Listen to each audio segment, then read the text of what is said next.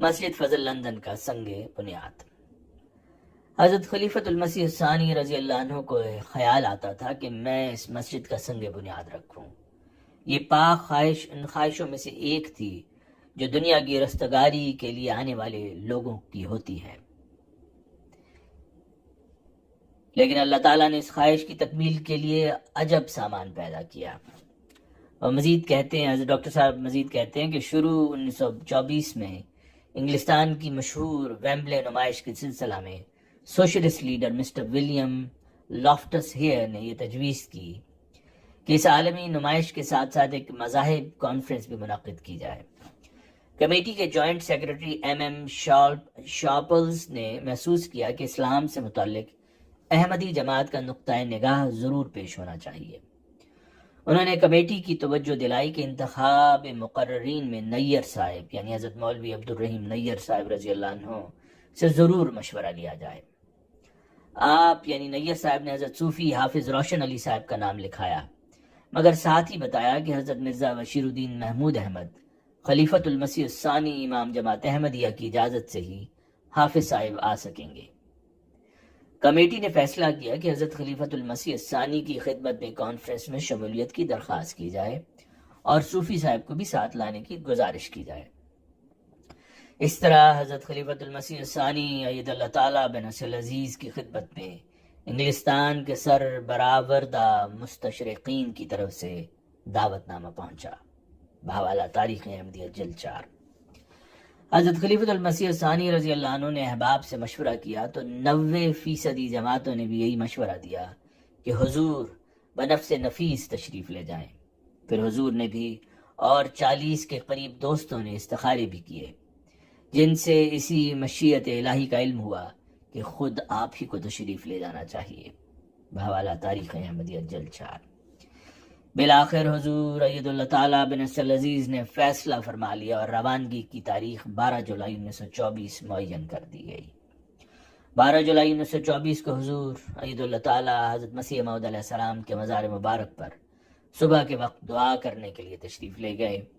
8 بجے کے قریب حضور رضی اللہ عنہ نے بیت الدعا میں لمبی دعا کرائی۔ حضرت ام المومنین نے دیر تک حضور کو گلے لگا کر دعاؤں سے رخصت فرمایا۔ بحوالہ تاریخ احمدیت جلد 4۔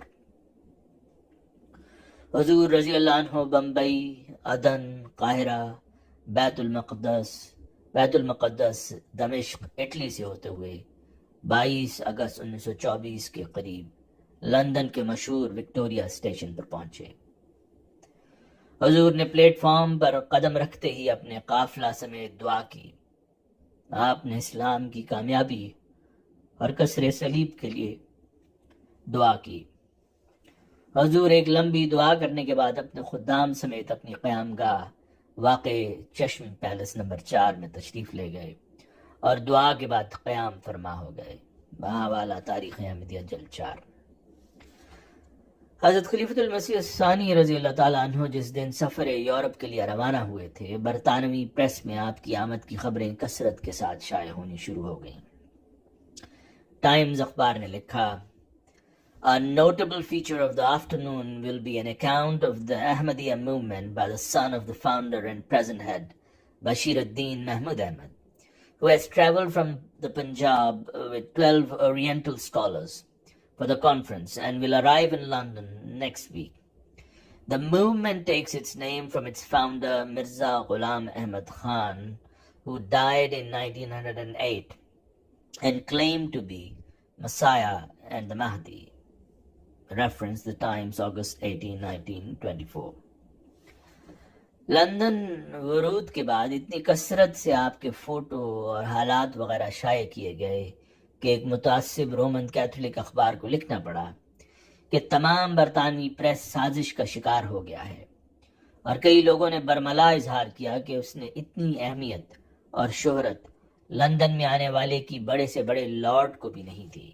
بحوالہ تاریخ احمدیت جلد 4۔ کانفرنس میں حضور رضی اللہ عنہ کے مضمون کی شاندار کامیابی۔ اس کا بقیہ حصہ اگلی قسط میں بیان کریں گے۔